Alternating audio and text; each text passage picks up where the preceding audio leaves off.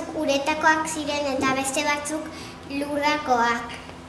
Dinosaurioak arrautzatik jaiotzen dira.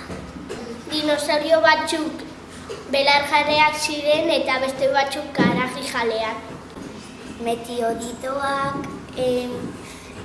egon zirela eta dinosaurioak hil ziren. Dinosaurio batzuk egan egiten zuen, adibidez, Pterosaurus. Batzuk hortzak handiak eta batzuk zorrotzak. Dinosaurio batzuk handiak ziren eta besteak txikiak. Handia dinosaurio rex eta txikia Velociraptor. Velociraptor oso azukaz